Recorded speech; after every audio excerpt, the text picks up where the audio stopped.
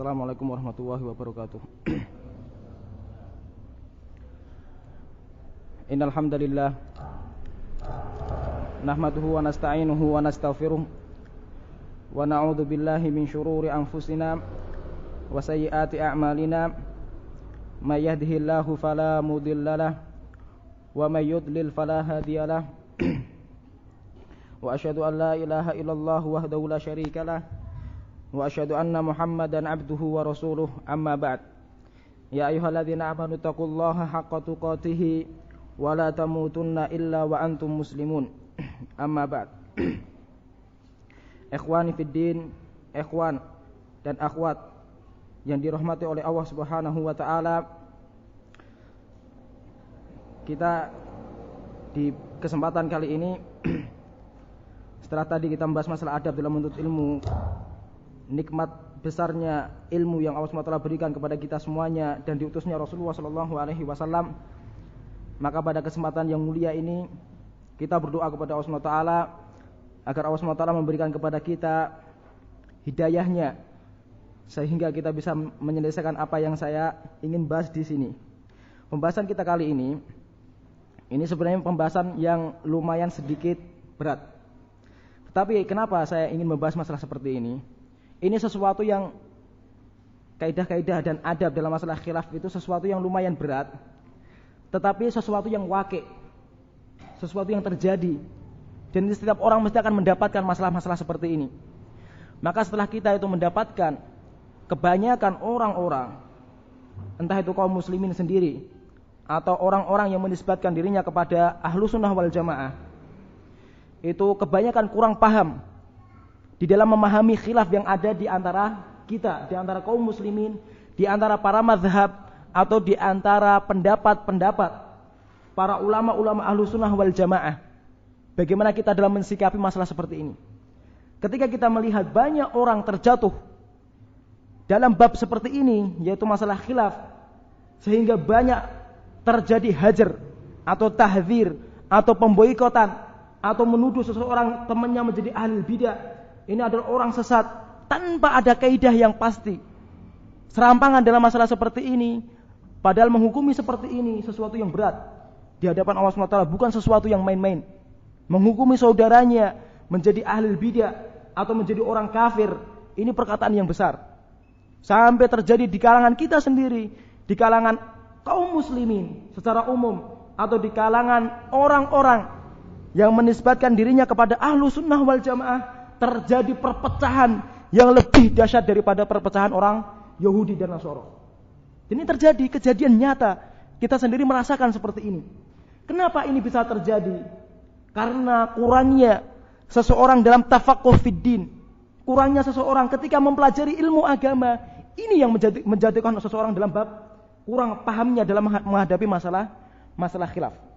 Ketika seseorang bertambah ilmunya, maka akan bertambah hikmahnya. Jadi ketika seseorang bertambah ilmu yang banyak, maka akan bertambah hikmah. Hikmah seseorang akan bertambah banyak ketika terkumpul bagi diri orang itu ilmu dan kudrah. Kata para ulama, ilmu dan kudrah ini akan menambah banyak hikmah bagi seseorang yang alim. Ketika seseorang ilmunya sedikit, mempelajari satu kitab, kemudian menganggap kitab ini yang paling benar, selain kitab ini salah. Kemudian orang yang menyelisih salah menyelisih saya, berarti al-bidah, orang sesat. Ini kenapa seperti ini? Karena kurang fahamnya orang ini dalam tafaqquh fid din.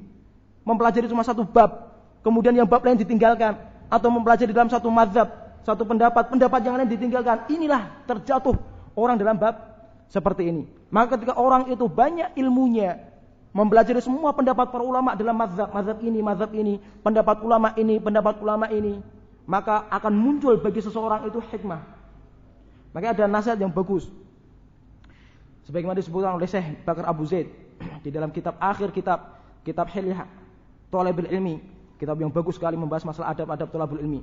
Di dalam hampir akhir kitab beliau menyebutkan perkataan salaf, bahwasanya para salaf mengatakan al-ilmu salah satu asbar. Ilmu itu ada 3 pondasi, 3 tingkatan. Man dakhala fil ula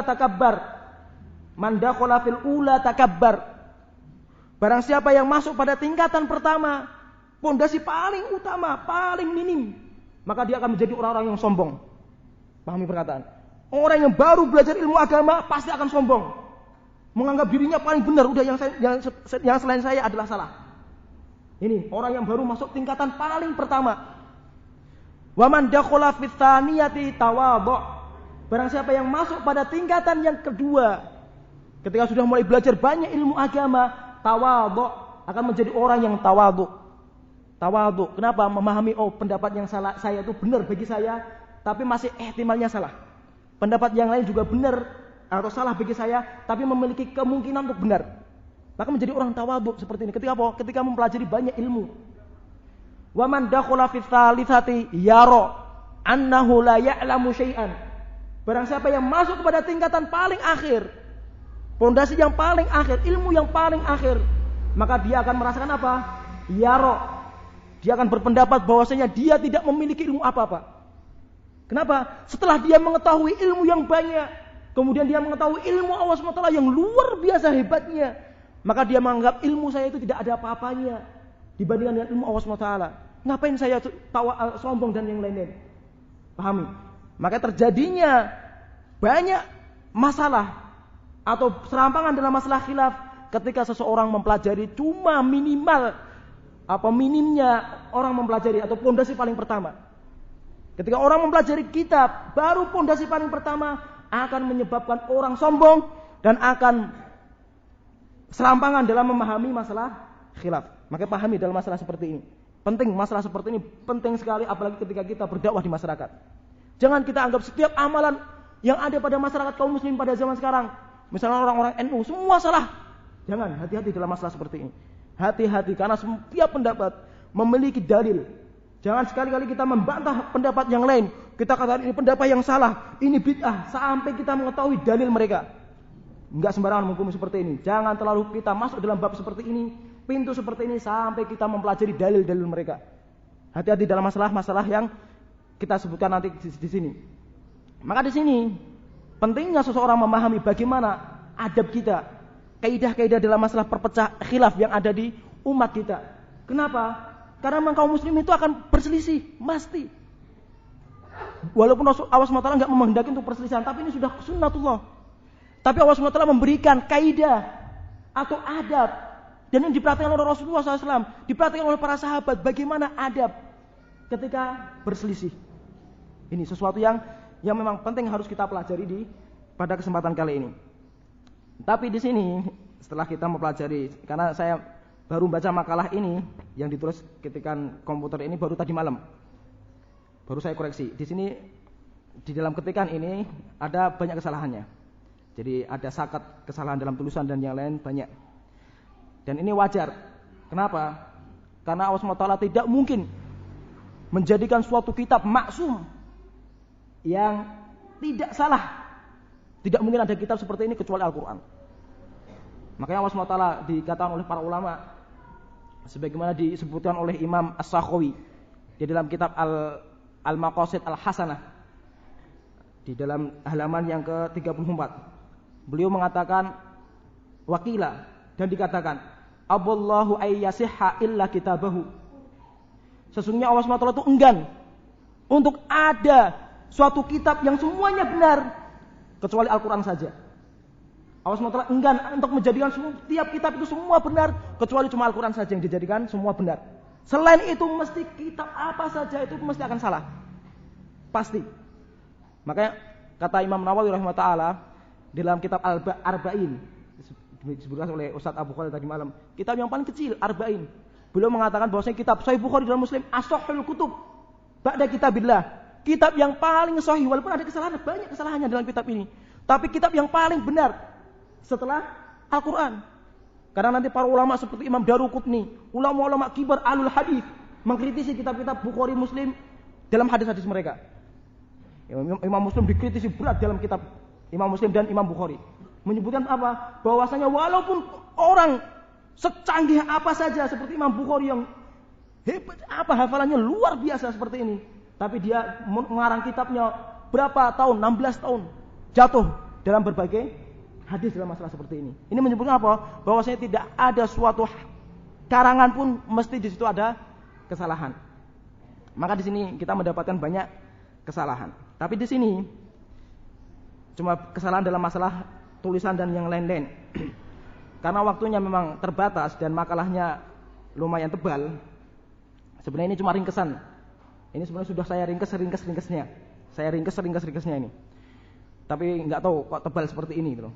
Dan waktunya cuma sebentar pembahasannya, maka saya tidak akan membaca semuanya. Saya cuma menekankan poin-poin yang ada tentang perkataan para ulama yang saya sebutkan di sini. Kalau memang butuh untuk saya jelaskan. Kalau saya nggak butuh dijelaskan, antum bisa baca sendiri di makalah. Dan intinya yang ingin saya bahas di sini itu ada 3 pokok. Jadi ada 3 pokok yang ingin saya bahas di makalah ini.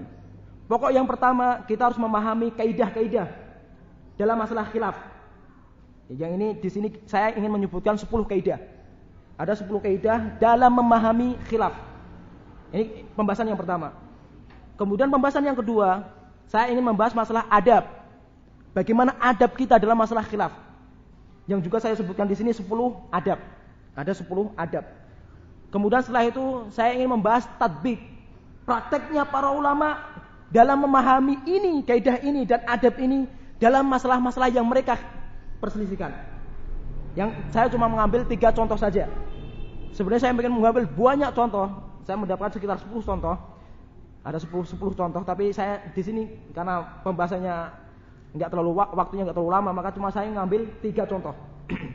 Dan contoh ini memang polemik atau kenyataan yang ada dijadikan sesuatu yang berbeda panjang. Yang 3 ini nanti insya Allah kalau kita ada waktu kita akan membahas 3 ini. Sesuatu yang aneh bagi kita. Tetapi saya tekankan tadi, kadang-kadang seseorang ketika seorang mempelajari satu kitab, kemudian menganggap dirinya paling benar, tidak peduli dengan pendapat yang lain, semua salah. Padahal kalau kita pelajari pendapat yang lain, mungkin dia itu memiliki hujah yang lebih kuat daripada hujahnya orang ini. Maka dalam masalah ini kita harus memahami masalah seperti ini. Jangan kita anggap setiap amalan kaum muslimin di negeri kita atau di desa kita semua salah. Jangan. Maka di sini saya ingin menyebutkan bagaimana akwal perkataan para ulama di dalam masalah-masalah praktek mereka. Praktek mereka dalam masalah-masalah yang kita sering debatkan. Dan ini menjadi polemik atau masalah-masalah dalam berdakwah. Banyak terjadi masalah-masalah dalam berdakwah yang insya Allah kita bahas nanti di sini. Pembahasan pertama yang akan kita bahas yaitu kaidah-kaidah dalam khilaf. Apa itu kaidah-kaidah dalam khilaf? Yang pertama, khilaf atau perbedaan adalah tabiat manusia.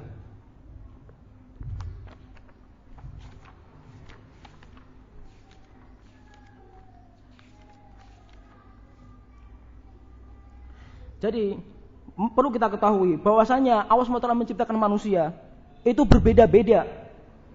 Tidak mungkin Allah SWT itu menciptakan seseorang yang sama walaupun mirip, kecuali mesti ada perbedaan di antara mereka. Entah perbedaan sifat atau perbedaan dalam sekecil apapun mesti akan ada yang berbeda. Ini kenapa Allah SWT menciptakan manusia yang berbeda-beda? Kenapa Allah SWT tidak menggabungkan manusia semua diciptakan dalam bentuk yang sama? Atau semua diciptakan dalam beriman semuanya? Atau semua diciptakan dalam bentuk yang sama? Kenapa Allah SWT menciptakan manusia yang berbeda-beda? Berbeda tubuhnya, jasadnya, berbeda wataknya, berbeda akalnya dan yang lain-lain. Ini untuk menunjukkan hikmah Allah SWT, bahwasanya Allah SWT Maha Agung. Dengan agungnya Allah SWT menciptakan jutaan orang dengan berbeda-beda. Ini untuk menyebutkan apa? Bahwasanya Allah SWT itu Maha Mulia. Yang keagungan dia itu enggak mungkin ada orang bisa menyamai dengan keagungan beliau, keagungan Allah SWT. Kemudian untuk menyebutkan bahwasanya dengan perbedaan kemajmuan manusia ini, seseorang harus mengetahui bagaimana kalau seandainya ada orang yang berbeda. Ini untuk menyebutkan bahwasanya tabiat manusia itu memang berbeda. Manusia tidak diciptakan dalam sesuatu yang sama, mesti akan berbeda. Ini sudah tabiatnya manusia. Maka Allah SWT berfirman, "Walau syaa rabbuka la ja'alan nasa ummatan wahidah." Kalau Allah SWT menghendaki, maka pasti Allah SWT akan menjadikan semua manusia itu sama, umat yang satu. Jadikan semuanya beriman atau semua dalam wujud yang satu. Ini kalau Allah SWT menghendaki.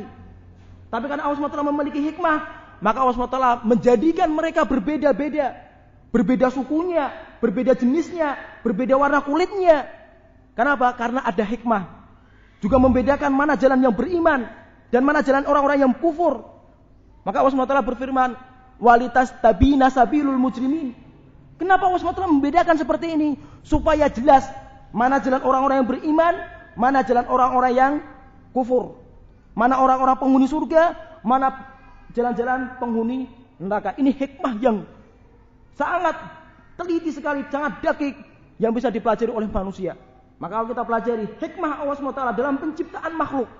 Kata Ibnu Qayyim rahimahullah dalam kitab beliau Syifaul Alil fi masalati al-hikmah wal ilal wa ta'lil. Ada kitab bagus membahas masalah takdir. Kemudian beliau mengatakan dalam kitab ini, sungguh saya telah memperhatikan dan meneliti hikmah ketika Allah SWT menciptakan makhluk, maka saya bisa membongkar atau meneliti sekitar 10.000 hikmah. Kenapa Allah SWT menciptakan makhluk yang berbeda-beda? Tetapi hikmah yang saya dapatkan dari hikmah Allah SWT yang maha luas, ini tidak ada atau tidak ada bandingannya kecuali hikmah yang saya petik itu, sekitar 10.000 hikmah itu, tidak ada bandingan dengan hikmah Allah SWT kecuali bagaikan seekor burung kecil, emprit, burung yang kecil, kemudian berjalan di samudera yang luas, kemudian dia mematukkan mulutnya, kemudian minum dalam air yang luas ini. Yang diminum oleh binatang ini, burung ini adalah hikmah yang bisa diambil oleh manusia, otak manusia, dibandingkan dengan hikmah Allah SWT yang luas, bagikan samudera yang gak ada tepinya. Maka ketika Allah SWT menciptakan manusia dalam beragam sifatnya, jenisnya, bentuknya, ini memang hikmah besar dan manusia mesti akan berbeda. Kemudian kaidah yang kedua, setelah Allah SWT menciptakan manusia dalam keadaan yang berbeda-beda, tetapi Allah SWT memerintahkan, dan ini adalah namanya masyiah. Jadi nanti ada perintah itu iradah, ada dua. Ada iradah kauniyah, ada iradah syar'iyah. Keinginan Allah SWT yang sifatnya kaun, sunnatullah, ini mesti terjadi walaupun Allah SWT enggak mencintainya. Seperti penciptaan iblis. Kenapa Allah SWT menciptakan iblis? Bukankah dengan sebab iblis manusia bisa masuk ke dalam neraka? Ini kita jawab, ini adalah iradah kauniyah, yaitu Allah SWT menghendaki ini secara kaun, secara hukum alam harus terjadi, walaupun Allah SWT tidak menghendaki. Tapi Allah SWT memiliki iradah syar'iyah, yaitu iradah yang Allah SWT mesti mencintainya, tapi belum tentu terwujud, belum tentu terjadi. Seperti apa? Allah SWT menghendaki semua manusia itu untuk beriman, untuk masuk ke dalam surga. Ini keinginan yang Allah SWT cintai. Tapi kenapa semua orang enggak beriman? Semua manusia tidak beriman, ada yang kafir, ada yang muslim. Kenapa? Karena Allah SWT ketika mencintai sesuatu amal, belum tentu harus terjadi. Maka iradah ada dua. Jadi yang pertama, ketika Allah SWT menciptakan manusia dalam beragam kondisi tubuhnya, akalnya, dan ini adalah sunnah. Apa sunnah apa? Kauniyah, ini iradah kauniyah yang mesti akan terjadi walaupun Allah SWT enggak mencintainya. Tetapi walaupun seperti ini, Allah SWT masih menginginkan iradah syar'iyah, yaitu apa? Allah SWT memerintahkan untuk bersatu, walaupun enggak terwujud semuanya, tapi Allah SWT tetap memerintahkan karena Allah SWT mencintai persatuan. Maka kaidah yang kedua, bahwasanya Allah SWT memerintahkan para manusia untuk bersatu, padu, dan melarang dari perpecahan. Tak sebutkan di situ perkataan para ulama. Kemudian di sini seperti perkataan Syekhul Islam itu, innal furqata wal ikhtilaf min a'dhami ma nahallahu anhu wa rasuluh. Sesungguhnya perpecahan dan perselisihan itu adalah termasuk perkara yang paling Allah SWT benci dan paling Allah SWT dan Rasulnya larang. Maka di suatu ketika, jadi walaupun manusia itu diciptakan oleh Allah SWT dalam beragam akalnya, pemikirannya, dan yang lain-lain, tapi tidak boleh dengan sebab ini dijadikan ladang untuk perpecahan. Allah SWT masih memerintahkan untuk bersatu padu.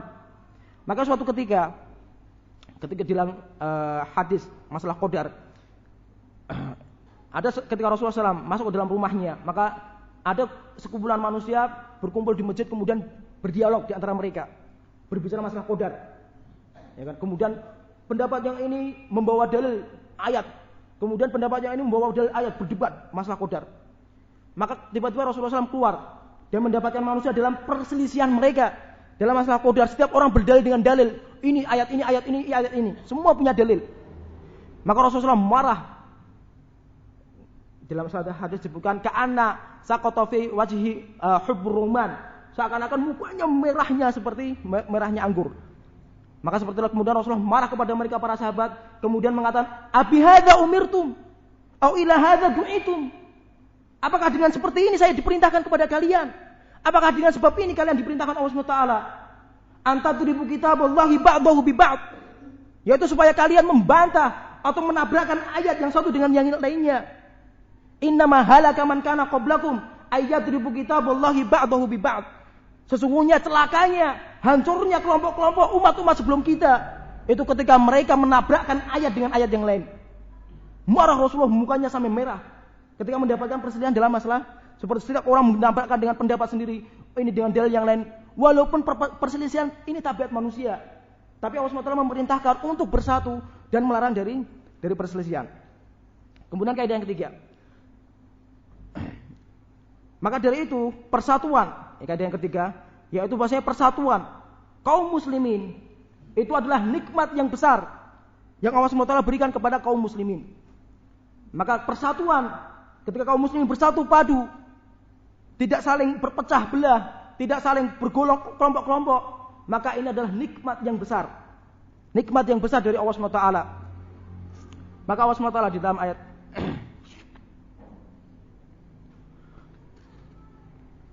di situ Allah SWT berfirman, "Lau anfaqta ma fil ardi jami'an ma allafta baina qulubihim walakinallaha allafa bainahum." Kalau seandainya engkau wahai Muhammad menginfakkan semua harta engkau yang ada di dunia untuk menyatukan hati manusia, maka engkau tidak akan bisa menyatukan hati mereka. Walakinallaha allafa bainahum. Tetapi Allah SWT yang menyatukan hati mereka, menyatukan mereka semua. Maka persatuan yang ada di antara kaum muslimin ini nikmat yang besar. Jangan kita hancurkan nikmat ini karena masalah-masalah khilaf, masalah-masalah yang tidak sebanding dengan persatuan yang ada.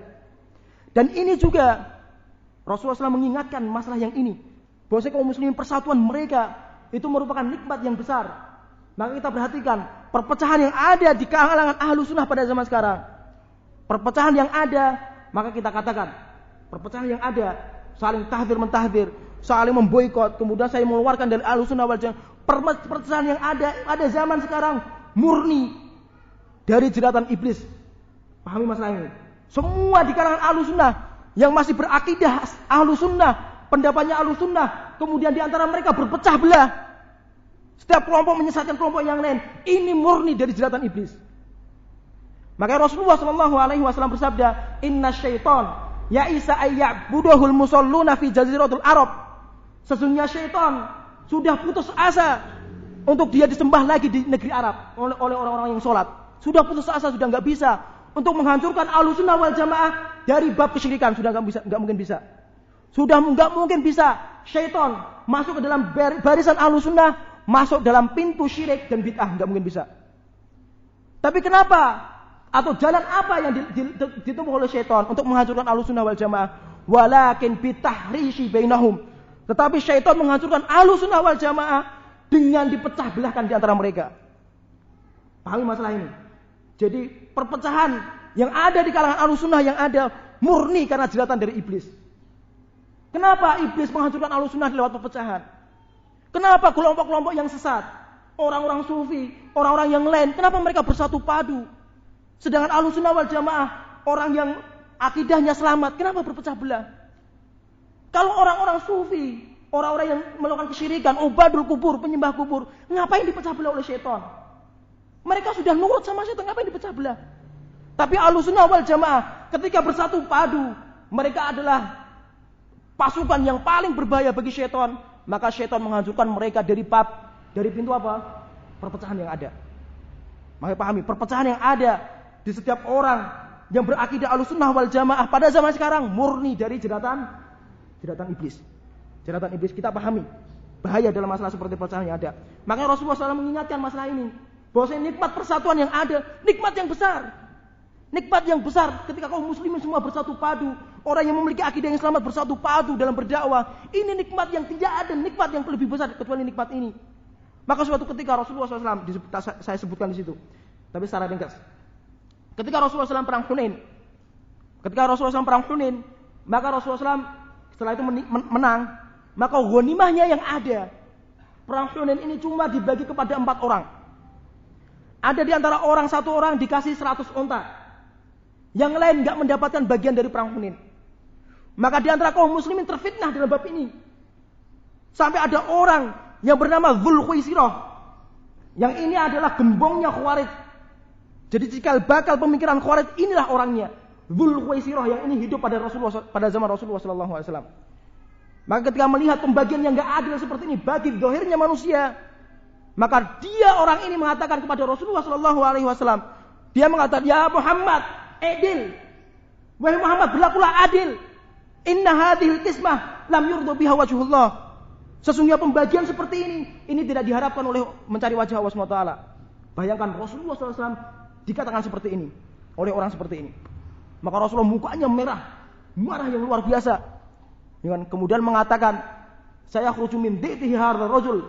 Sungguh akan keluar dari tulang rusuknya orang ini qaumun yaqra'unal Qur'an la yujawizu taraqiyahum, yaitu seorang manusia, suatu kaum yang mereka membaca Al-Qur'an, tapi Al-Qur'an tidak sampai ke tenggorokan mereka.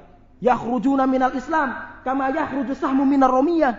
Mereka semua keluar dari Islam sebagaimana keluarnya anak panah dari busurnya. Ini kelompok ini namanya Khawarij. Maka ketika seperti itu, bahkan kelompok-kelompok kaum muslimin, yaitu para sahabat sendiri terfitnah dari bab ini. Orang-orang muhajirin, orang-orang ansor mulai terfitnah dalam bab ini. Ada di antara mereka mengatakan, idza kana fi syiddah duda. Mereka mengatakan bahwa banyak di antara mereka sudah mulai menggunjing dalam sebab seperti ini. Maka mereka mengatakan, kalau kondisi perang kita yang dipanggil untuk berperang, tapi ghanimahnya, hasilnya dibagi bukan kepada kita. Kita seakan-akan cuma boneka untuk permainan Rasulullah SAW. Mulai terfitnah dalam bab ini. Maka Rasulullah marah mendengar perkataan para sahabat seperti ini. Maka Rasulullah naik mimbar. Kemudian dikumpulkan semua para sahabat, semuanya. Maka Rasulullah mengatakan kepada para sahabat, wahai Ansor, apa yang saya dengar tentang kalian? Apa yang kalian katakan tentang saya? Maka semua para sahabat diam. Kemudian bicaralah termasuk sayyidnya, ketuanya orang Ansar mengatakan, wahai Rasulullah, kalau kita orang-orang yang sudah lama senior kita nggak berbicara masalah seperti ini. Tapi orang-orang yang masih junior, masih baru ngaji, yang baru kenal agama Islam, mereka berbicara, wahai Rasulullah, kenapa pedang kita terhunus dengan darah ketika perang, tapi ghanimah dibagi bukan kepada kita. Sekarang kita itu cuma boneka saja. Maka Rasulullah mukanya merah, kemudian mengatakan, ya ayyuhal Ansar, wahai orang-orang Ansar, alam ajidkum dullalan, bukankah saya mendapatkan kalian dulu orang-orang yang sesat? Fahadakumullahu bi. Kemudian Allah SWT memberikan kepada kalian hidayah dengan jarak saya. Wa kuntum mutafarriqin fa'allafakumullahu bi. Kalian dulu bercerai-berai, berpecah-pecah, saling berperang. Maka Allah SWT menyatukan kalian semuanya dengan perantara saya. Wa kuntum alatan fa'aghnakumullahu bi. Kemudian kalian dulu itu orang-orang miskin. Kemudian Allah SWT memberikan kekayaan kalian dengan cara saya, dengan jalan saya. Kemudian baru Rasulullah memuji dengan pujian yang banyak terhadap orang Ansar. Rasulullah mengingatkan nikmatnya persatuan orang-orang Ansar yang dulu pecah antara orang Khaus dan Khazraj. Sampai pembunuh di antara mereka. Kemudian datangnya Rasulullah SAW. Dakwahnya beliau bisa bersatu padu, saling bergotong royong dalam berdakwah. Ini nikmat yang besar yang Allah SWT dan Rasulnya ingatkan kepada kaum muslimin. Maka pahami, nikmat persatuan bagi kalangan Ahlussunnah wal Jamaah merupakan nikmat yang besar yang Allah SWT berikan kepada Ahlussunnah wal Jamaah. Tetapi sunnatullah, Allah SWT menghendaki tidak seperti ini. Allah SWT masih menguji kepada Ahlussunnah wal Jamaah, apakah ketika mereka berakidah yang benar, ketika Allah SWT kemudian menguji dengan fitnah seperti ini, perpecahan, apakah mereka masih tegak di dalam agama yang benar? Ini sunnatullah, Allah SWT menguji kepada mereka. Maka datanglah iblis kepada barisan mereka, memecah belah di antara mereka. Maka kalau kita pahami perpecahan yang ada di antara kita, orang yang masih berakidah selamat, semuanya murni dari mihnah, yaitu ujian Allah SWT lewat jalan iblis. Maka nikmat yang besar dari Allah SWT ketika menyatukan Ahlussunnah wal Jamaah dalam barisan yang sama. Kemudian kaidah yang keempat, perbedaan di dalam perkara yang dibolehkan untuk berbeda adalah keluasan dan rahmat dari Allah SWT. Jadi kita ketahui, pertama adalah tabiat manusia itu senantiasa berbeda. Kemudian Allah SWT menyebutkan atau memerintahkan untuk bersatu padu. Kemudian persatuan nikmat yang besar bagi Allah SWT yang diberikan kepada kaum muslimin. Tetapi dengan tabiat yang ada, tetap ada suatu masalah yang mesti akan berbeda di antara mereka. Mesti akan terjadi namanya perbedaan.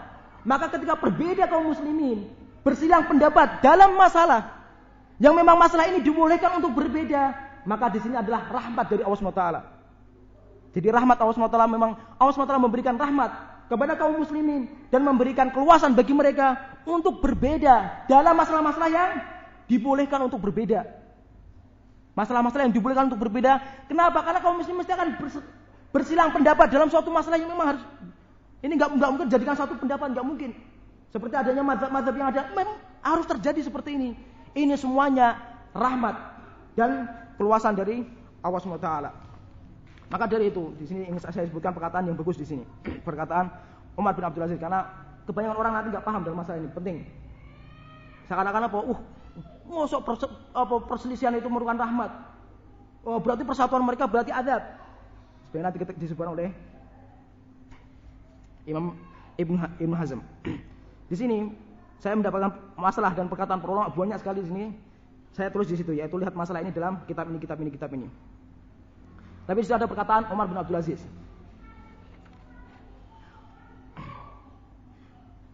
Bahasa Umar bin Abdul Aziz mengatakan, "Ma yasurruni anna ashabar Rasulullah sallallahu alaihi wasallam lam yakhtalifu." Sungguh, saya tidak gembira kalau seandainya para sahabat itu tidak berselisih. Enggak bergembira saya seperti ini.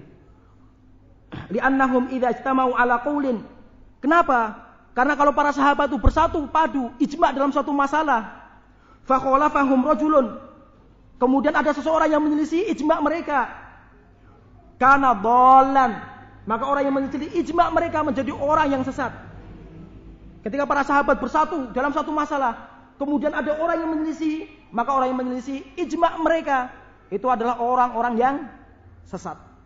Kalau seandainya semua masalah itu adalah semua yang diijma'kan, maka banyak orang-orang yang akan sesat. Kan? Maka banyak akan ada orang yang sesat. Wa idza ikhtalafu, tapi ketika para sahabat berselisih pendapatnya dalam masalah ini, fa akhdhu rajulin biqouli hadza wa rajulin biqouli hadza, maka seseorang mengambil pendapat sahabat ini, yang lain mengambil pendapat sahabat ini, kana fil amri sa'ah, maka dalam perkara ini ada keluasan, yaitu memiliki kuasaan, boleh mengambil pendapat ini dan boleh juga mengambil pendapat seperti ini. Dan juga ada perkataan Syekhul Islam. Tapi di sini yang ingin saya sebutkan, buka setelahnya, makalah setelahnya. Pengesahan khilaf ini bukan berarti dalil untuk mensesuaikan hadis perbedaan pendapat umatku adalah rahmat. Kalau kita katakan bahwasanya perselisihan para sahabat atau kaum muslimin setelah mereka di dalam masalah-masalah yang memang dibolehkan untuk berselisih, yang ini merupakan rahmat dari Allah SWT dan keluasan Allah SWT kepada mereka, kaum muslimin, ini bukan berarti dalil bahwasanya hadis ikhtilafu ummati rahmah, perbedaan umatku itu adalah rahmat, bukan. Kenapa? Karena ini adalah hadis yang maudhu. Enggak ada namanya sanadnya, hadis ini enggak ada. Maudhu, hadis yang dusta. Nanti makanya kita akan menjabarkan panjang lebar apa yang dimaksud dengan hadis ikhtilafu ummati rahmah. Karena ada para ulama yang membolehkan ibarat seperti ini.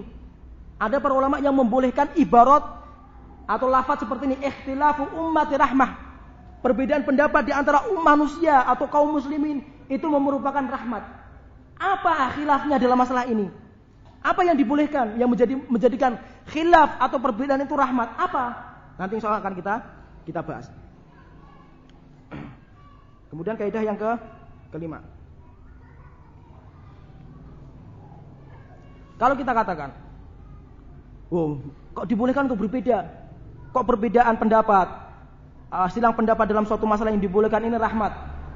Padahal Allah SWT melarang kaum muslimin untuk berselisih. Kan? Wa'tasimu bihablillahi jami'an wala tafarraqu. Bersatu padulah kalian dalam agama Allah SWT, dalam tali agama Allah SWT. Jangan sekali-kali bercerai-berai, berselisih. Allah SWT melarang dari perselisihan. Tapi kenapa kita katakan bahwasanya perselisihan atau silang pendapat di dalam masalah-masalah yang dibolehkan ini adalah rahmat?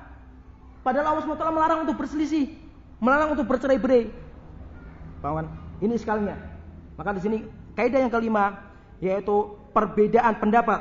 Semacam ini yaitu pendapat yang dibolehkan untuk berbeda, bukan termasuk perbedaan yang dilarang dalam Al-Quran.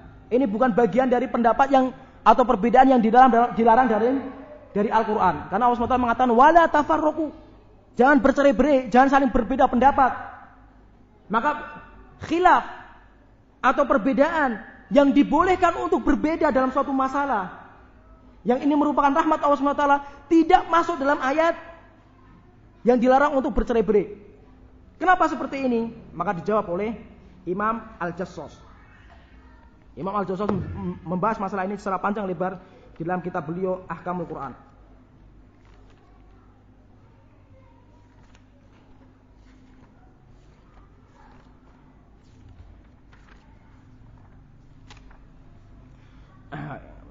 Qala Al-Jassos, berkata Imam Al-Jassos. Pahami masalah ini masalah penting sekali ini, masalah ini. Tolong saya minta konsentrasi semuanya. Qad yakhtaliful mujtahidani fi nafaqati zaujat. Kadang-kadang ada seorang mujtahid, ada seorang ulama yang dia itu berselisih di dalam nafaqati zaujat, yaitu berapa sih ukuran memberi nafkah kepada istri. Wa qaimil mukhtalafat, dan berapa sih denda, ukuran denda. Au arushi katsirin minal jinayat, atau berapa ukuran ketika membayar diat dalam masalah kriminal. Kemudian beliau mengatakan, fala yalhiqu wahidun minhuma laumun wala ta'fifun. Tetapi walaupun mereka, ada seorang ulama, dua ulama yang berselisih dalam suatu masalah, walaupun mereka berselisih dalam masalah, maka perselisihan ini tidak menyebabkan salah satu di antara keduanya mendapat celaan. Walaupun ulama satu pendapat seperti ini, ulama yang lainnya pendapat seperti ini salah satu di antara mereka berdua tidak mendapat celaan. Kata beliau, tidak mendapat celaan dan teguran yang keras, tidak mendapat celaan dan harus ditegur dengan yang keras. Ya, kadang-kadang berselisih seorang alim, seorang ulama dalam satu masalah, tapi walaupun dia berselisih dalam satu masalah, mereka berdua salah satunya tidak mendapat celaan atau harus ditegur dengan teguran yang keras. Wa hadza hukmu masailil ijtihad. Dan inilah hukum, yaitu tidak boleh mendapat celaan dan tidak boleh diingkari dengan yang keras. Ini dalam masalah ijtihad, yaitu dalam masalah-masalah yang dibolehkan seseorang untuk berijtihad dengan akal dia. Pahami? Seseorang ketika dibolehkan dalam suatu masalah untuk berijtihad, kemudian bersilang pendapat dalam masalah ini tidak boleh untuk mencela saudara yang lainnya, atau ditegur dengan teguran yang keras, atau dikeluarkan dari Ahlussunnah wal Jamaah. Tidak boleh seperti ini. Walau kana hadza ad-darbu minal ijtihadi madhmuman. Kalau seandainya perselisihan seperti ini, yaitu di antara para ulama tadi yang berselisih dalam masalah ukuran diat, dalam ukuran nafkah zaujah dan yang lain-lain, kalau seandainya setiap perselisihan seperti ini itu tercela, kalau seandainya setiap perselisihan itu tercela, lakana sahabatu min dzalikal hadzul awfar. Niscaya para sahabat lebih layak untuk mendapat banyak celaan dan banyak teguran. Kenapa? Karena para sahabat senantiasa berselisih di antara mereka. Mereka berselisih. Dan ini Rasulullah SAW kadang mengikrar, menyetujui perselisihan mereka. Tapi mereka berselisih. Kalau seandainya setiap perselisihan itu tercela, maka niscaya para sahabat orang yang paling banyak mendapat celaan. Pahami? Karena para sahabat berselisih. Para sahabat banyak perselisihan di antara para sahabat. Walamma wajadnahum mukhtalifina fi ahkamil hawadith. Dan kita mendapatkan para sahabat itu banyak berselisih dalam hukum-hukum warisan. Wa hum ma'adzalika mutawasilun. Tapi mereka walaupun bersilang pendapat dalam satu masalah, mereka tetap membangun persatuan. Hubungan di antara mereka tetap dijaga. Hubungan di antara mereka, persaudaraan mereka tetap mereka jaga. Mutawasiluna yasugu kullu wahidin minhum li sahibihi mukhalafatahu. Yang mana setiap orang di antara para sahabat, ada 2 orang sahabat bersilang pendapat, berselisih pendapat dalam masalah yang dibolehkan untuk bersilang pendapat, maka sahabat yang satu membolehkan kepada sahabat yang lainnya untuk menyelisih pendapat dia. Paham kan maksudnya kan? Jadi saya misalnya, ada seorang sahabat, 2 sahabat. Sahabat ini pendapatnya A, sahabat yang lain pendapatnya B. Maka sahabat yang pendapatnya A ini membolehkan kepada saudaranya yang berpendapat B untuk menyelisih dia. Kenapa? Karena memang masalahnya bolehkan untuk berselisih dalam masalah seperti ini. Min ghairi laumin wala ta'fif, tanpa ada celaan atau teguran yang keras. Waqad hasala minhumul ittifaq ala tasbighi dzalika dhurb min al-ikhtilaf.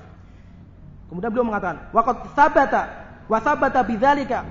Maka dari itu tetap bahwasanya Allah SWT ketika melarang, anallaha lam yanhana, bahwasanya Allah SWT tidak melarang kita di dalam Al-Qur'an, wala tafarraqu, jangan berselisih. Itu adalah larangan terhadap perselisihan seperti ini. Ketika Allah SWT melarang, mengatakan wala tafarruqu, jangan kalian bercerai-berai, berpecah belah. Ini bukan untuk bab masalah seperti ini. Yaitu apa? Silang pendapat dalam masalah-masalah yang dibolehkan untuk berselisih. Bukan ini sesuatu yang dibolehkan untuk berselisih. Kemudian para ulama, para sahabat kemudian berselisih. Ini bukan termasuk larangan yang ada pada ayat wala tafarruqu. Jangan kalian berselisih, bercerai-berai. Paham kan maksudnya? An hadza darbi minal ikhtilaf wa anna nahya, kemudian beliau mengatakan panjang.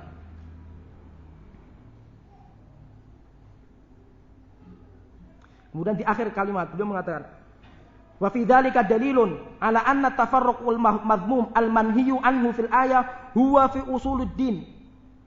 Maka dari ini semua ketika beliau menjelaskan panjang di akhir pembahasan, akhir paling ayat.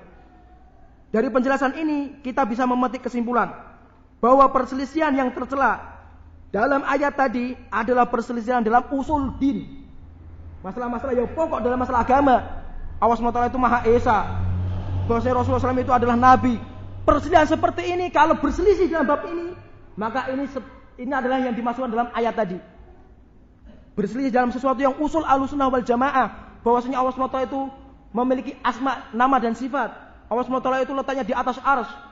Kemudian banyak sekali di antara pondasi Ahlussunnah wal Jamaah, dan kitab yang paling bagus membahas usul Ahlussunnah wal Jamaah, pondasi Ahlussunnah wal Jamaah adalah kitabnya Syekhul Islam Ibnu Taimiyah, yaitu Aqidah Wasithiyah. Maka selayaknya bagi seorang thalibul ilmi, penuntut ilmu agama, minimal memahami apa sih pondasi Ahlussunnah wal Jamaah, apa sih usul mereka.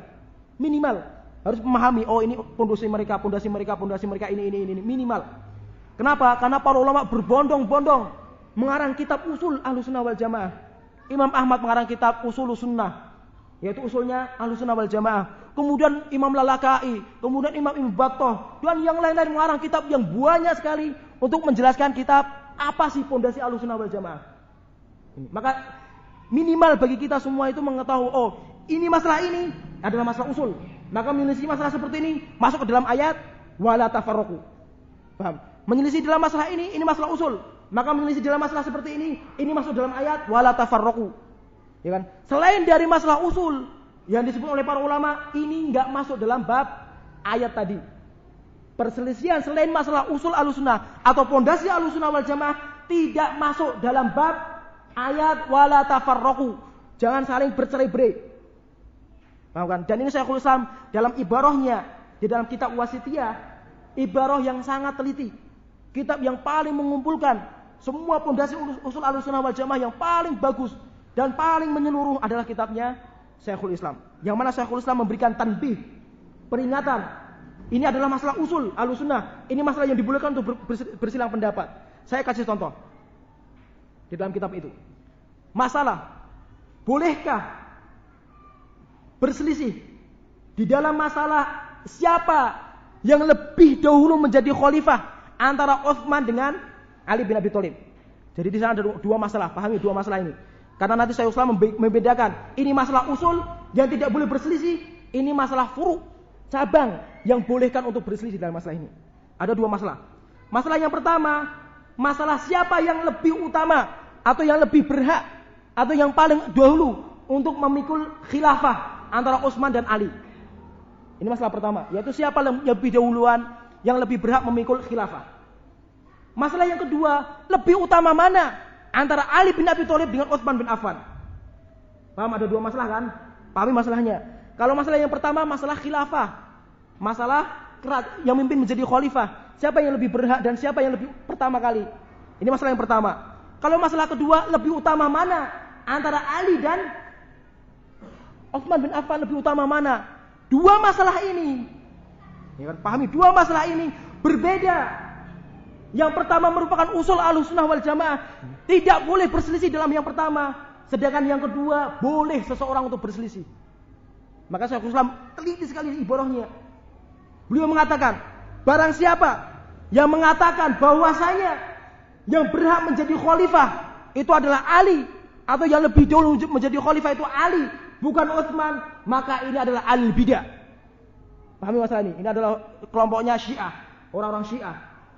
Tapi barang siapa yang mengatakan Ali bin Abi Thalib lebih mulia daripada Utsman bin Affan, kemuliaannya itu lebih mulia dari Utsman bin Affan, keutamaan lebih utama dari Utsman bin Affan, boleh seseorang mengatakan seperti ini. Pahami? Boleh. Karena para ulama bersilang pendapat dalam masalah lebih utama mana antara Ali dengan Utsman bin Affan. Jadi orang mengatakan, ada banyak di para ulama, orang yang mengatakan lebih utama Ali bin Abi Thalib daripada Utsman bin Affan. Ada yang mengatakan lebih utama Utsman bin Affan daripada Ali bin Abi Thalib. Ada kelompok para ulama yang tawakuf, berhenti untuk masalah lebih utama mana antara Ali dengan Utsman bin Affan. Jadi jangan, kadang-kadang masalahnya hampir persis, tapi ini adalah masalah yang tidak boleh khilaf, tidak boleh bersilang pendapat dalam masalah ini, dan ini masalah yang boleh bersilang pendapat. Paham gak masalah ini? Jadi harus minimal bagi seseorang itu minimal mempelajari usul Ahlussunnah wal Jamaah dalam kitab Aqidah Wasithiyah supaya bisa mengetahui, oh ini usul Ahlussunnah yang tidak boleh khilaf. Dan ini adalah masalah-masalah yang dibolehkan untuk bersilang pendapat. Nah, jadi yang dimaksud dengan ayat tadi adalah perselisihan dalam usul agama dan dalam masalah Islam. Bukan perselisihan dalam cabang-cabang agama. Masalah-masalah mazhab seperti ini enggak dilarang oleh, cuma ta'assub mazhabiyah yang dilarang.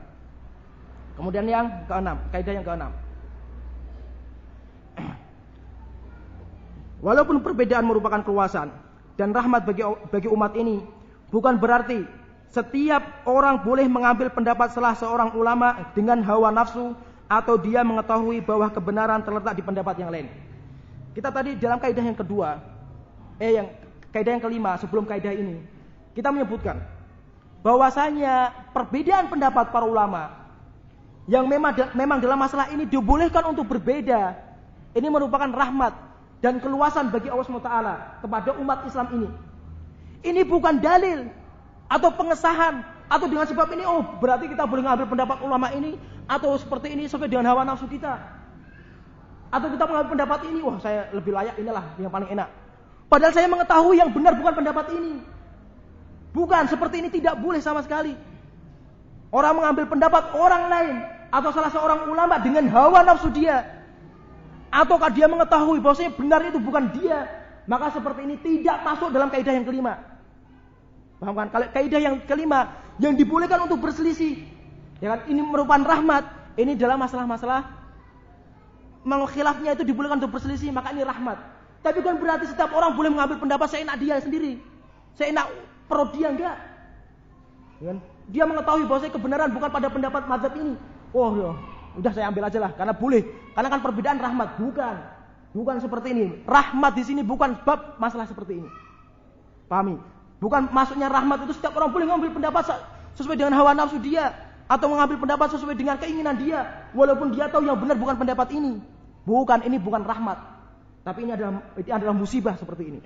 Paham kan? Maka kaidah yang keenam ini, walaupun khilaf yang ada perbedaan dalam masalah-masalah yang dibolehkan, ini merupakan rahmat, tapi bukan berarti setiap orang boleh mengambil pendapat orang lain, seorang ulama, pendapat para sahabat dengan hawa nafsu dia, atau mengambil pendapat para sahabat dan dia mengetahui bahwasanya pendapat para sahabat yang benar bukan ini.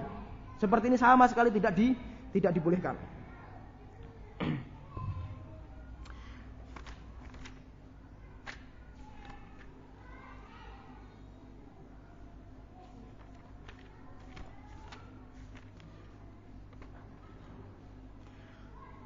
Maka di sana ada perkataan Sulaiman At-Tamimi di dalam kitab Jami' Bayanil Ilmi wa Fadlih. Beliau mengatakan, "Idza tatabba'ta rukhsata kulli 'alimin ijtama'a fika syarru kulluhu." Yang kemarin disebutkan oleh Ustadz Abu Khalil. Kalau seandainya setiap engkau ada seseorang tatabba'ta, engkau itu mengambil setiap rukhsah, ketergelinciran pendapat seorang ulama, kumpulkan semua. Oh, mazhab ini membolehkan mut'ah, mazhab ini membolehkan minum khamr, mazhab ini membolehkan seperti ini. Kita ambil menurut hawa nafsu kita. Ijtama'a fika syarru kulluhu. Maka akan terkumpul kepada diri kamu semua kejelekan. Semua kejelekan dan kesalahan yang ada terkumpul pada diri kamu. Maka di sini ada perkataan bagus saya sebutkan di situ. Perkataan Ismail Al-Qadhi. Pahami ini juga masalah penting ini. Masalah perkataan apa sih yang dimaksud dengan ikhtilaf ketika dibolehkan untuk bersilang pendapat? Apa sih maksudnya keluasan atau rahmat? Apa yang dimaksud di sini? Ismail Al-Qadhi berkata, "Innama tausi'atu fi ikhtilafi ashabi Rasulillah sallallahu alaihi wasallam tausi'atan fi ijtihadi ra'yi." Sesungguhnya keluasan di dalam perbedaan pendapat para sahabat adalah keluasan di dalam menggunakan pendapat dalam berijtihad. Maksudnya apa? Khilaf itu, perbedaan itu adalah keluasan atau rahmat Allah SWT, yaitu setiap orang di dalam masalah. Misalnya kita memahami suatu ayat yang ayatnya bukan qat'i yang harus pemahaman seperti ini, tapi memiliki kemungkinan-kemungkinan yang lain. Maka seorang apa? Boleh menggunakan akalnya, boleh menggunakan pendapatnya untuk berpikir apa yang dimaksud dengan ayat seperti ini. Maksudnya apa? Keluasan itu apa? Keluasan untuk menggunakan akalnya dalam berijtihad. Bukan keluasan untuk mengambil pendapat orang lain atau seorang alim dengan kehendak hawa nafsu dia. Bukan. Ini bukan keluasan seperti ini. Tapi keluasan apa yang dimaksud keluasan? Yang dimaksud dengan itu adalah rahmat, yaitu seseorang boleh untuk menggunakan akal dia atau pendapat dia untuk memahami suatu ayat. Ini yang dimaksud apa? Keluasan. Bahwasanya perbedaan pendapat dalam suatu masalah atau memahami dalil itu merupakan keluasan. Apa yang dimaksud dengan keluasan? Yaitu setiap orang atau seorang yang memang dia itu berhak untuk berijtihad, boleh untuk berijtihad. Yaitu boleh untuk berijtihad. Ijtihad atau menggunakan pendapatnya bukan sesuatu yang dibuka pintunya lebar-lebar dan bukan sesuatu yang tertutup semuanya, enggak. Tapi kalau dia itu memang orang yang berhak untuk berijtihad, maka keluasan Allah SWT dalam masalah perbedaan ini apa? Yaitu setiap orang boleh berijtihad untuk memahami satu masalah yang memang dibolehkan untuk berselisih. Paham kan maksudnya perkataan Al-Qadhi ini? Wa amma an takuna tawsi'atan li ayyakula insanun biqouli wahidin minhum min ghairi ayyakuna al-haqqu indahu fihi fala. Tetapi kalau keluasannya terletak pada kebebasan seseorang untuk mengikuti salah seorang sahabat, padahal dia mengetahui bahwa kebenaran tidak bersama dia, maka seperti ini tidak dibolehkan.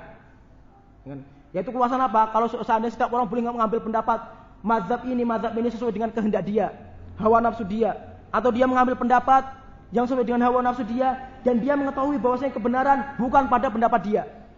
Seperti ini keluasan yang dilarang. Ini bukan keluasan. Walakin ikhtilafuhum yadullu ala annahum ijtahadu fakhtalafu.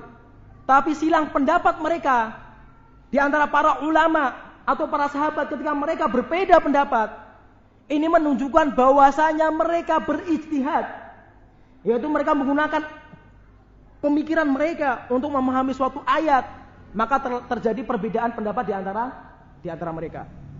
Ketika mereka bersilang pendapat dalam suatu masalah, berarti mereka berijtihad. Setiap orang bisa berijtihad dengan pendapatnya dia sendiri-sendiri. Ini keluasannya di sini.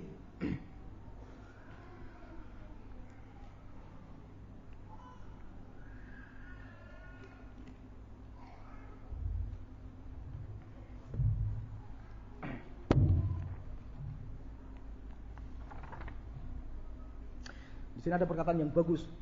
Saya tidak menyebutkan di sini. Di dalam makalahnya. Imam Az-Zahabi rahimahullah di dalam kitab Siyar A'lamun Nubala jilid yang ke-8 halaman 90, perkataan yang bagus sekali di sini tentang masalah ini. Bukan berarti setiap keluasan dalam masalah khilaf itu bahwa setiap orang boleh ngambil pendapat setiap mazhab sesuai dengan hawa nafsu dia. Imam Az-Zahabi berkata dengan perkataan yang luar biasa hebatnya di sini. Beliau mengatakan, "Wa man tatabba'a rukhsal madzahib wa zallatil mujtahidin faqad raqqa dinuhu." Barang siapa yang mengikuti ketergelinciran suatu mazhab atau kesalahan pendapat dalam suatu ulama. Ada suatu mazhab Syafi'i atau Hanafi atau yang lainnya tergelincir dalam suatu mazhab, salah pendapatnya. Atau seorang ulama atau seorang mujtahid yang dia salah dalam fatwanya, dalam ijtihadnya. Kemudian kita ambil terus, kita cari yang seperti ini. Faqad raqqa dinuhu. Maka agamanya akan hancur. Semakin lama semakin tipis akan rusak. Kama qala al-Auza'i aw ghairuhu. Sebagaimana dikatakan oleh Imam Al-Auza'i dan yang lainnya. Apa perkataannya? Beliau mengatakan, "Man akhadha biqaulil makiyyin fil mut'ah." Barang siapa yang mengambil, nanti ada perbedaan pendapat dalam masalah ini. Barang siapa yang mengambil pendapatnya ulama-ulama ahli Mekah yang mereka membolehkan mut'ah. Paham kan mut'ah? Apa itu mut'ah? Nikah kontrak. Ya, ini jadi aslinya itu zina itu loh, zina asli itu loh. Tapi biar nikmat, wah kita bukan zina itu. Tapi apa? Atas nama agama legalnya. Sampai mereka nanti orang-orang Syiah itu, yang ini di Indonesia sudah banyak. Di Indonesia sudah berkembang pesat sekarang itu. Yang mereka mengatakan bahwasanya anak yang keluar dari mut'ah, perzinahan yang asli itu lebih mulia di sisi Allah SWT dari deretan para syuhada. Lebih mulia derajatnya. Bahkan hampir derajatnya seperti para nabi derajatnya nanti. Maka mereka melegalkan, nikah mut'ah enak. Kalau misalnya antum nanti belajar ke Iran, karena sekarang banyak sekali terbuka lebar untuk belajar di Iran. Bahkan tahun kemarin kalau nggak salah sekitar berapa ratus keluaran mereka, dan insya Allah kata mereka target mereka dalam tahun-tahun mendatang akan dijadikan Indonesia merupakan pokoknya target paling utama untuk jadikan Syiah. Kenapa? Karena orang sekarang berbondong-bondong belajar di Iran, yang mana belajar di sana itu gratis, kemudian digaji. Kemudian enak mut'ah dengan orang-orang Iran, cantik-cantik. Ya kan? Nikmat itu loh. Coba antum belajar gratis, mau kan? Kemudian digaji, dikawinkan lagi secara legal agama lagi, enak kan? Maka nanti target akan menjadi Syiah di negeri kita ini. Ngeri pendapat seperti ini, pendapat orang-orang Syiah. Yang mana ada kisah yang menakjubkan terjadi di Bandung. Wallahu ta'ala alam akan kebenaran cerita ini, tapi kita ambil faedahnya. Yang mana di Bandung, siapa namanya ketuanya? Siapa namanya? Rahmat, Rahmat. Ada suatu Jalaluddin Rahmat. Ada suatu tempat yang memang jadikan mereka untuk nikah mut'ah. Jadi ketika orang datang, laki-laki perempuan datang ke situ, nanti ada waktunya tertentu. Kalau sudah sesuai nanti berbondong-bondong laki-laki pemuda-pemudi datang ke situ. Setiap orang membawa mahar, cincin. Ya kan? Ada suatu kisah, ada satu keluarga orang Syiah. Kakak beradik, kakaknya laki-laki, adiknya perempuan. Ikut dalam acara pesta secara kumpul kebo seperti ini. Maka setiap orang nanti mengasihkan mahar. Setelah itu nanti dimatikan lampunya, buat setiap orang boleh milih pasangan terserah. Ya kan? Enak kan? Makanya ikut Syiah kalau pengen enak. Enggak apa-apa itu, ya kan? Kalau pengen enak di dunia gitu. Tapi sengsara nanti di akhirat. Ya kan? Enak gitu. Maka setiap orang boleh milih terserah. Maka kakaknya tadi yang laki-laki tadi ngambil satu orang perempuan, dibawa ke kamar, sudah mati lampu. Ya kan? Setelah itu kemudian yang lakukan perzinahan dan yang lain-lain, setelah itu dikasih cincin di tangannya perempuan tadi. Ya kan? Setelah itu setelah selesai acara pulang semuanya. Tadi kan ada kakak beradik kan? Satu keluarga ini kakaknya laki-laki, adiknya perempuan. Setelah itu nanti ketika sampai di rumah cerita antara adiknya dan kakaknya. Saya tadi dapat pasangan yang enak gini. Kemudian saya dikasih cincin ini tuh. Rupanya cincinnya ini dari kakaknya. Ya kan? Enak kan? Rupanya cincin kakaknya. Sampai setelah itu menangis kakaknya. Berarti tadi kamu yang saya zinai. Ya kan? Setelah itu langsung tobat dari pernikahan ini. Bahkan ada kisah juga, yaitu ada seorang bercadar tapi terkena HIV. Ya kan? Kenapa? Karena kumpul kebo tiap hari. Tapi atas legal apa? Atas legal agama. Ada pendapat para ulama yang jatuh dalam bab ini. Yaitu pendapat orang-orang, pendapat ulama Mekah jatuh membolehkan mut'ah. Walaupun nanti dalam pembahasan mut'ah ini, pembahasan ulama usul fiqh nanti, ketika membahas masalah usul fiqh, termasuk amalan yang dulunya dilarang, kemudian setelah itu dibolehkan, setelah itu dilarang lagi. Jadi namanya nasakh. Dan masalah-masalah ini masalah nasakh, itu nasih dan mansukh kalau kita belajar usul fiqh.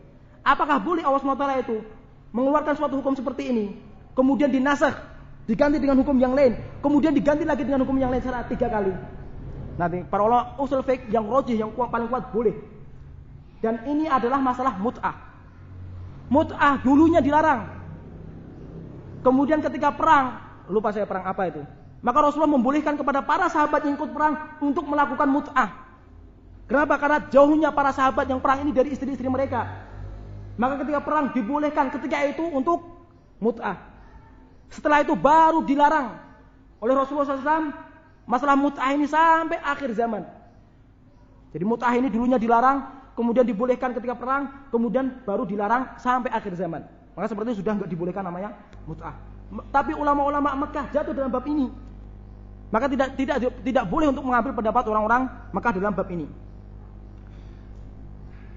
Man akhadha biqaulil makkiyina fil mut'ah, barang siapa yang mengambil pendapatnya ulama-ulama Mekah di dalam membolehkan mut'ah, wal kufiyina fin nabidh, dan pendapatnya ulama-ulama Kufah di dalam pembolehan minum nabidh. Nabidh itu misalnya kita punya kurma atau anggur ditaruh dalam suatu air. Yang ini adalah cara membuat khamr. Jadi cara pembuatan khamr itu misalnya buah apa saja, setiap buah itu memiliki kadar alkohol. Misalnya kurma, taruh dalam suatu tempat, kasih air, seperti misalnya gelas.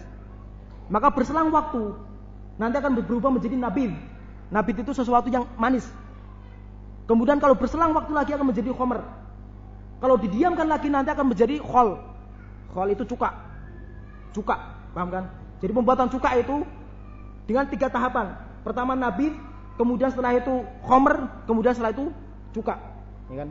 Nah, masalah nabidh ini, nabidh kalau sudah mengharamkan, nanti para ulama berselisih pendapat. Berapa waktu ukuran nabidh yang dibolehkan untuk diminum? Atau berapa sih minuman itu bisa berubah menjadi khamr? Ya kan? Maka nanti di kitab Sahih Fikih Sunnah saya sabik dia memberikan kadar waktunya. Maka kalau misalkan di Jawa itu ada namanya apa tape kan, tape ketan misalkan. Kalau lama-lama akan berubah menjadi khamr seperti ini. Tapi sebelumnya dibolehkan seperti itu. Bahwa nanti ada berapa waktu, dan ini perselisihan pendapat di antara para ulama. Wal madaniyina fil ghina, dan dia mengambil pendapat orang-orang ulama-ulama Madinah yang membolehkan untuk mendengar musik. Mendengar musik. Walaupun pada masalah mendengar musik yang rajih dan kuat sekali hukumnya haram. Walaupun ada sebagian para ulama jatuh dalam bab ini. Seperti Imam Syaukani sendiri jatuh dalam bab ini. Ya kan? Imam Syaukani juga jatuh dalam bab ini. Yang rajih adalah haram. Wasyamiyina fi ismatil khulafa, dan mengambil pendapatnya orang-orang ahli Syam yang dia mengatakan bahwasanya khalifah Abu Bakar, Umar, Utsman, Ali itu semua maksum. Faqad jama' asyarr, maka siapa saja yang mengambil kesalahan pendapat ulama-ulama seperti ini, terkumpul pada dirinya dia itu semua kejelekan. Maksudnya apa? Tidak boleh setiap kesalahan pendapat ulama dia ambil sesuai dengan hawa nafsu dia, enggak. Seperti ini bukan termasuk keluasan yang dia inginkan oleh Allah SWT.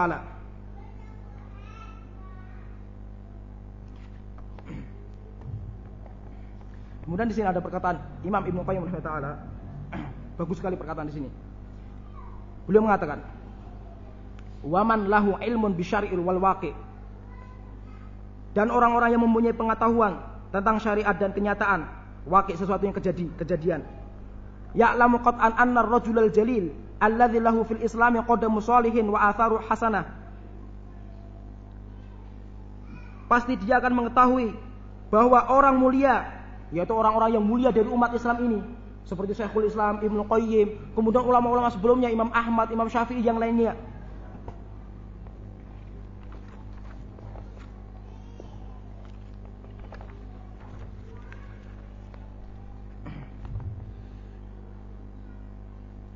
Qad takunu minhu al-haffatu wa zallah. Orang-orang yang walaupun dia itu termasuk ulama kibar, ulama yang besar, pasti akan dia itu terjatuh dalam suatu kesalahan dan kelupaan. Itu sesuatu yang pasti terjadi. Enggak mungkin tidak, pasti akan terjadi kesalahan dalam satu masalah. Tidak ada seorang pun yang maksum. Pahami masalah seperti ini. Maka bukan setiap kesalahan yang ada kemudian setelah itu langsung kita keluarkan dari Ahlussunnah, bukan. Manusia itu pasti akan terjatuh dalam suatu masalah, itu sesuatu yang pasti. Karena memang manusia itu bukan maksum. Kalau Rasulullah SAW itu enggak mungkin terjadi kesalahan dalam masalah wahyu. Ini pembahasan yang panjang dari masalah seperti ini. Tapi kalau manusia biasa mesti akan salah. Kullu bani adami khata'.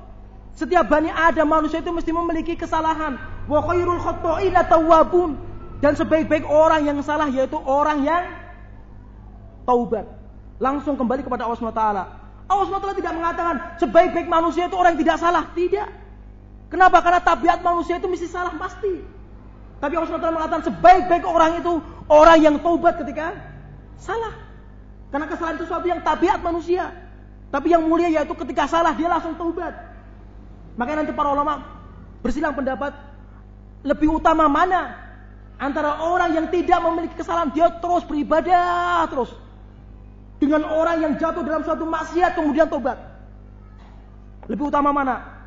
Maka para ulama mengatakan yang rojih lebih utama orang yang terjatuh dalam suatu masalah kemudian dia taubat. Pahami masalah ini? Maka kadang-kadang orang yang awam, orang yang berdosa, kadang-kadang di sisi Allah SWT memiliki amalan yang besar. Jangan kita hina kaum muslimin. Menghina kaum muslimin sesuatu yang besar. Walaupun mungkin kaum muslimin melakukan dosa, jenggotnya dicukur, musbil, ngerokok, jangan kita hina. Kaum muslimin harga diri mereka besar di sisi Allah SWT. Maka suatu ketika ada orang namanya Ibnu Himar, seorang sahabat yang dia minum khamr, kemudian dicambuk oleh Rasulullah SAW, kemudian minum khamr lagi, kemudian dicambuk lagi oleh Rasulullah SAW, kemudian minum khamr lagi, kemudian dicambuk lagi oleh Rasulullah SAW. Kemudian para sahabat mencelainya, melaknatnya. Maka Rasulullah marah kepada para sahabat. Kemudian Rasulullah bersabda, la tal'anu, jangan sekali-kali kalian melaknat orang ini. Fa innahu yuhibbullaha wa rasulah. Karena orang ini cinta terhadap Allah SWT dan Rasulnya.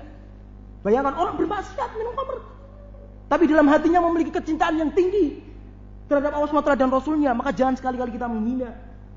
Banyak di antara kaum muslim, bahkan ketika terjadi pada zaman sahabat pun ada yang berzina.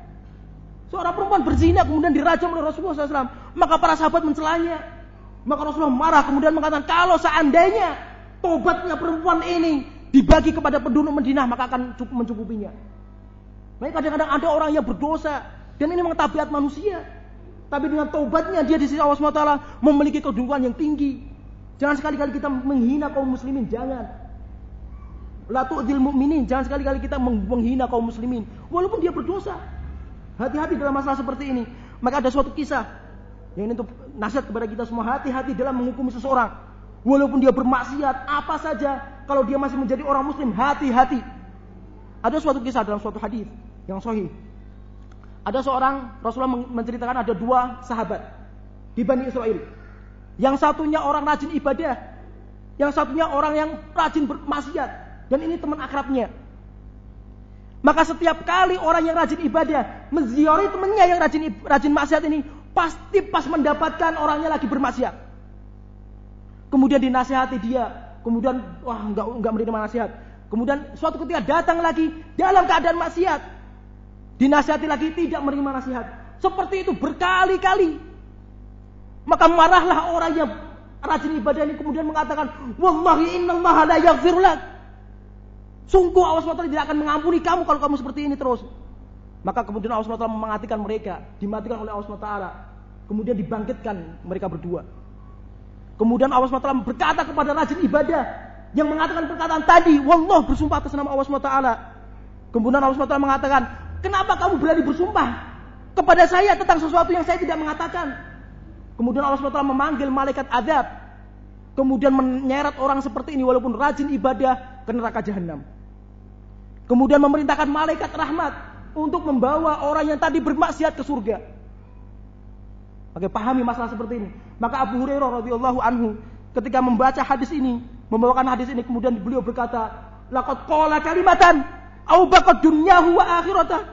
Sungguh orang ini yang rajin ibadah seumur hidup ibadah yang rajin, mengucapkan satu kalimat yang sangat berbahaya. Dengan kalimat ini menghancurkan dunia dan akhirat dia. Jadi pahami, bahaya. Jangan sekali-kali kita menghina kaum muslimin walaupun berdosa, atau kita meremehkan dia. Jangan sekali-kali seperti ini. Bahkan kadang-kadang ada orang yang berzina. Di dalam suatu hadis, perempuan yang pezina gara-gara ibadah dia yang kecil. Ada seekor anjing kehausan, kemudian dia mengambil air dengan sandalnya, kemudian memberikan air kepada anjing, dia dimasukkan oleh Allah SWT ke dalam surga. Pezina. Ini seorang pezina seperti ini dimasukkan Allah SWT ke surga gara-gara masalah apa? Memberikan minum kepada anjing. Maka jangan hati-hati antum menghukumi seseorang walaupun berbuat maksiat. Hati-hati dalam masalah seperti itu. Enggak setiap orang berbuat maksiat mungkin di sisi Allah SWT lebih besar daripada orang yang menamakan saya salafi berjenggot, mungkin lebih besar di sisi Allah SWT. Jangan sekali-kali kita menghina kaum muslimin walaupun bermaksiat. Kemudian beliau mengatakan,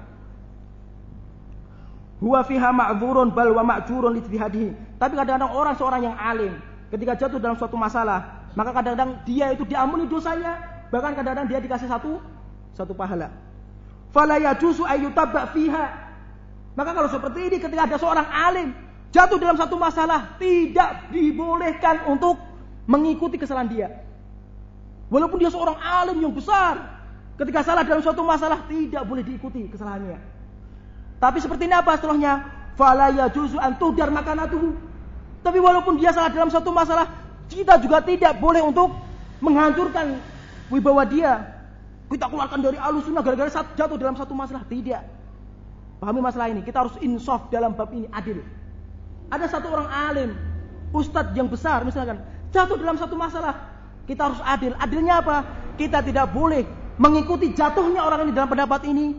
Dan kita juga harus adil. Kita tidak menghancurkan wibawa dia, atau kita tidak keluarkan dia dari Ahlussunnah wal Jamaah gara-gara satu masalah. Pahami masalah yang besar. Maka Imam Ibnu Qayyim rahimahullah di dalam kisah, tapi ini waktunya hampir sedikit ini, ada kisah yang bagus sekali faedah dalam masalah ini. Tapi ini waktunya hampir habis ini, gimana ini? Hampir 5 menit. Sudah selesai ini. Jam 9.20. Sudah. Nanti soal ceritanya akan kita lanjut setelah sesi pesan-pesan berikut ini. Wa akhiru da'wana alhamdulillahirabbil alamin. Oh, istirahatnya 5 menit. Jadi enggak ada waktu untuk istirahat antum. Antum santai-santai dulu. Cuma 5 menit istirahat. Istirahat sebentar 5 menit sampai jam